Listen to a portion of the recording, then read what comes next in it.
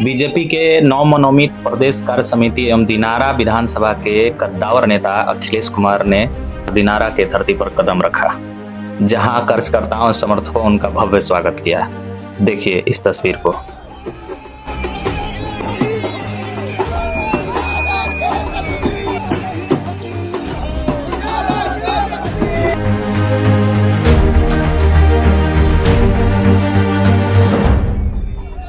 इस ऐतिहासिक अवसर पर बाइक रैली और रोड शो का आयोजन हुआ, जिसमें क्षेत्र भर के कार्यकर्ता एवं शुभचिंतकों की भीड़ उमड़ पड़ी।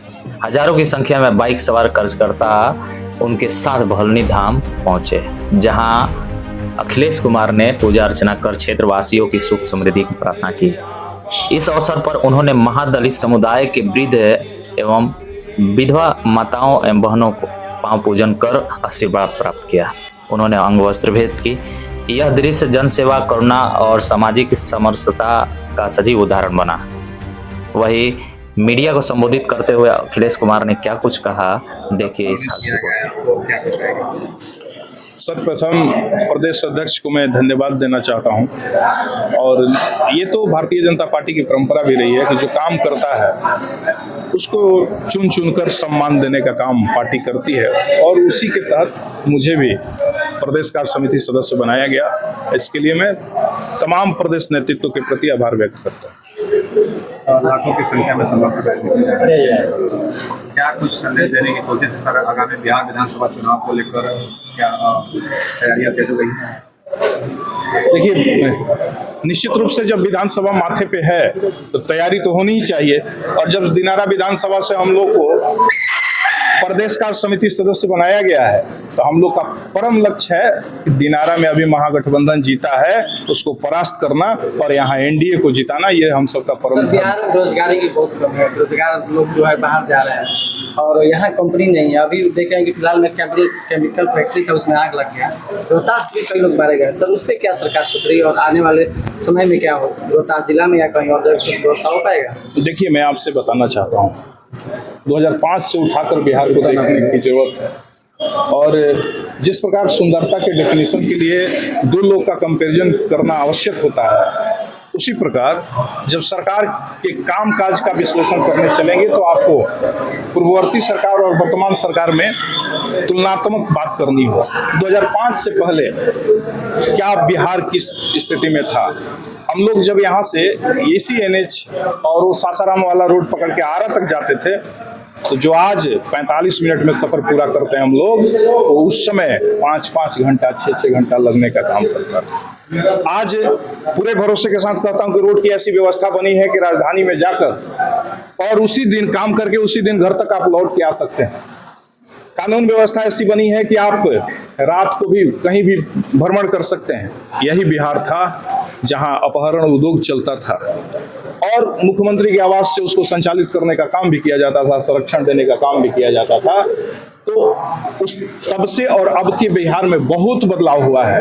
बचपन में हम लोग जब क्रिकेट मैच देखने के फिराक में पड़ते थे तो 2 दिन पहले से ही बैटरी चार्ज कर व्यवस्था बनानी पड़ती थी कि भाई बैटरी चार्ज कर लो, लाइन का कोई आता पता नहीं है।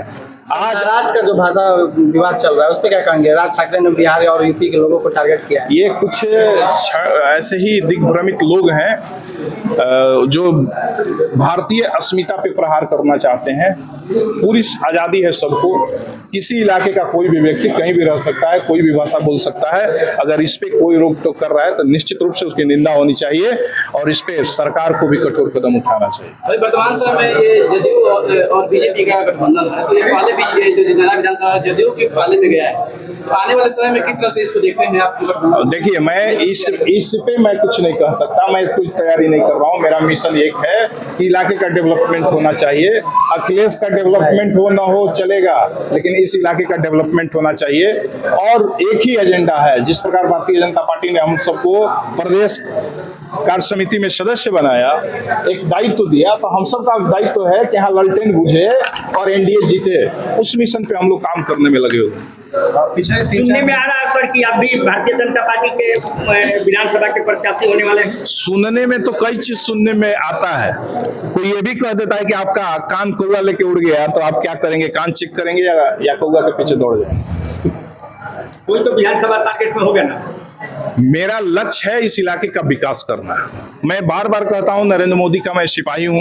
नरेंद्र मोदी साहब एक ही बात कहते हैं कि आज के परिवेश में नौजवानों की जरूरत है राजनीति में, लेकिन उनसे ये भी एक बात कहते हैं कि मिशन लेके आप आइए, एम्बिशन लेके ना आइए। अपना स्वार्थ, अपना एजेंडा लेके अगर आप राजनीति में हैं तो उस वैसे लोग को भारतीय जनता पार्टी पसंद नहीं करती।